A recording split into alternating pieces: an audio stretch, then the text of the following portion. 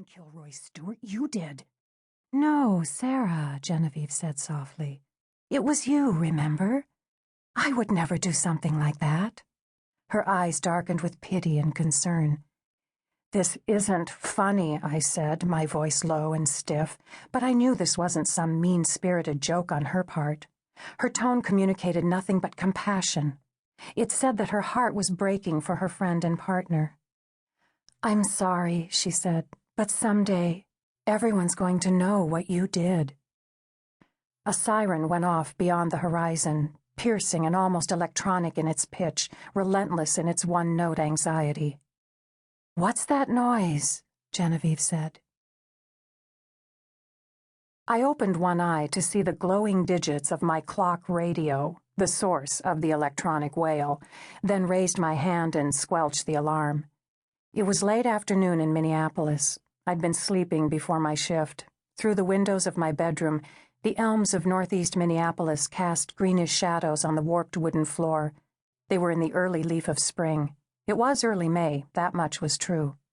Also true, Genevieve was in Europe, and my husband Shiloh, a cop once recruited by the FBI, was in prison.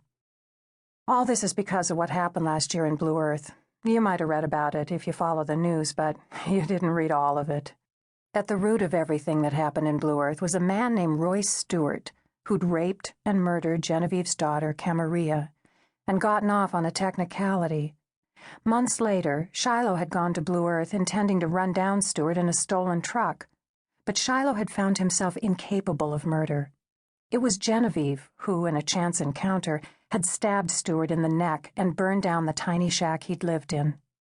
It was Shiloh who'd gone to prison, though, for stealing the truck, while Genevieve, her crime unwitnessed by anyone but me, had gone to Europe to start a new life. I didn't blame her for that. My husband was already behind bars. I didn't want my old friend there, too. It wasn't until Genevieve was virtually on the plane for France that I'd been tipped off that I was a suspect in Stewart's death. Disturbing as it was, it made sense. I was the one who'd been in Blue Earth looking for my husband. It was me who had been seen having unfriendly words with Stewart in a bar just before his death. 2 Faribault County detectives came to the cities to interview me, recording my carefully rehearsed, evasive answers. They didn't appear convinced by anything I'd said. I didn't tell Genevieve what was happening because I feared she'd fly home to bail me out by confessing. Nor did I seek Shiloh's counsel because at the prison his mail was almost certainly being monitored, and it was impossible to explain the situation without referring to Genevieve's guilt.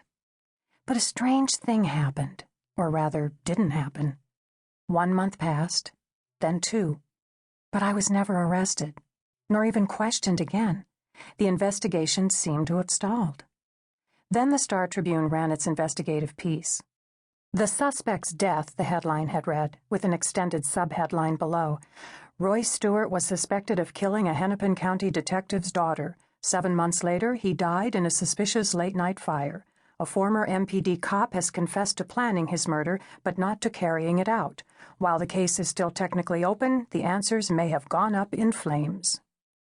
It was the Star-Tribune piece that had mentioned what all the other stories hadn't. In an unexplained sidelight, several documents note that Shiloh's wife, Hennepin County Detective Sarah Prebeck, was in Blue Earth the night Stewart died. Faribault County officials have refused to answer questions about whether Prebeck is suspected of involvement in the death and the house fire.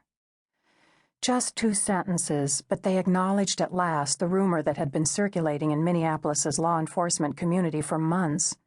The Monday morning after the article ran, there was a very awkward silence when I arrived at work. What bothered me most was this, though. After the Strib story ran, I saw something in the eyes of the young male rookies when they looked at me. I saw respect. They believed I'd killed Roy Stewart, and they thought better of me for it. It would have been an easier burden to bear if it had been shared by my ex-partner and my husband. I didn't blame them for not being here. Genevieve had been wise to get away, safely out from under the growing cloud of suspicion and speculation. And Shiloh, of course, had been imprisoned. He was not gone by choice. But I felt their absence every day. They were more than my immediate family. They were my history here in Minneapolis. Shiloh and Genevieve had known each other before I'd met either of them. That was why, even when the 3 of us weren't together on a daily or even a weekly basis,